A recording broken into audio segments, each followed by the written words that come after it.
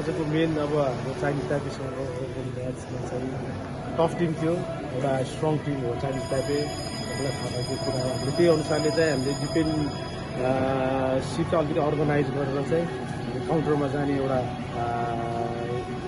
Strategy बनाएको थियो होइन। त्यो अनुसारले फर्स्ट हाफ हामीले रोक्न सफल भयो, तर त्यसमा पनि हाम्रो ल्याक चाहिँ कस्तो भयो भन्दाखेरि यो चाहे जेन्ट्स हो चाहे वुमेन्स फुटबलमा चाहिँ हाम्रो अलिकति fitness level high level fitness level चाहिँ अलिकति पुग्दैन। त्यसमा चाहिँ वर्कआउट गर्नलाई चाहिँ हामीले धेरै वर्कआउटहरू गर्नुपर्छ, जसले गर्दाखेरि चाहिँ यो ठुलो टिमहरूसँग खेल्दाखेरि चाहिँ त्यो चाहिँ ठ्याक्कै देखिन्छ। हामीले मेनली भन्दाखेरि मैले चाहिँ एज एक्सपिरियन्स पनि एउटा जेन्ट्स टिम र वुमेन्स टिममा चाहिँ त्यही फिल गरेँ। स्ट्रङ टिमसँग खेल्दा चाहिँ एउटा हाई लेभलको फिटनेस लेभल भयो भने चाहिँ हामीले डिफेन्सबाट ट्रान्जिसन गर्दाखेरि एट्याकमा जाँदाखेरि त्यो फिटनेस लेभल बनाउन सक्यो भने मात्र हामीले चाहिँ चान्सेसहरू चाहिँ क्रिएट गर्ने हो होइन।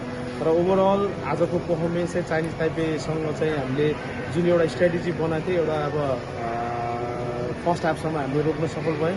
सेकेन्ड हाफमा चाहिँ हामीले अलिकति फर्मेसन चेन्ज गऱ्यो होइन। फर्मेसन चेन्ज गर्दाखेरि चाहिँ हामीले 5-3-2 को फर्मेसन अगाडि अलिकति म्यान पावर बढाउने, प्लस विङ्गरलाई चाहिँ न्युमेरिकल एडभान्टेज गर्नलाई चाहिँ हामीले म्यान पावर बढाउनलाई चाहिँ हामी चान्सेसहरू दिन्छ। तर प्लेयरहरूले चाहिँ धेरै नै मिहिनेत गरे होइन त्यसमा चाहिँ। तर हामीले यति चान्सेसहरू चाहिँ क्रिएट गर्न चाहिँ सकेनौँ। हामी defensive wise organise midfield wise चाहिँ हामी अर्गनाइज एज अ टिम भएर चाहिँ खेल्न सक्यो होइन। तर जति जुन एक्सपेक्टेसन हामीले एक दुईवटा रेयरली चाहिँ चान्सेस चाहिँ क्रिएट गर्छौँ भनेर त्यो चान्सेसहरू चाहिँ हामीले त्यति बनाउन सकेनौँ होइन। त्यो कारणले गर्दाखेरि पनि एट्याकमा चाहिँ हामीले अझ धेरै अब कामहरू गर्नुपर्छ। मैले अघि पनि भने त्यो लेभलको फिटनेस लेभल भने अभियसली मिस अब साम्बा, त्यस पछाडि सविता इन्जुरी प्लेयरहरूको चाहिँ मिस हामीले चाहिँ अब देखिरहेको थियो। यो टिममा चाहिँ उनीहरूको भ्यालु चाहिँ धेरै नै छ, पछाडि गीताको भन।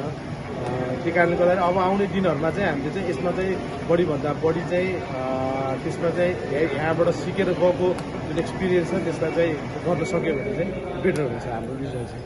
आएको थियो होइन, इन्डोनेसियासँग जित्ने र चाइनिज ताइपेलाई चाहिँ हामीले रोक्ने भनेर चाहिँ चान्स गरेर आएको थियो। तर फर्स्ट म्याच हामीले इन्डोनेसियासँग हारेको बावजुद पनि आज चाहिँ जुन उनीहरूको लेभल छ त्यो लेभल अनुसार चाहिँ हाम्रो प्लेयरहरू चाहिँ मैले अघि पनि भने डिफेन्सिभ अर्गनाइजेसन चाहिँ राम्रो खेल्यो, जुन उनीहरूलाई टास्कहरू दिएको थियो त्यो अनुसारले चाहिँ राम्रो खेल्यो। ओभरअल पर्फर्मेन्स चाहिँ म प्लेयरहरूबाट चाहिँ खुसी छु।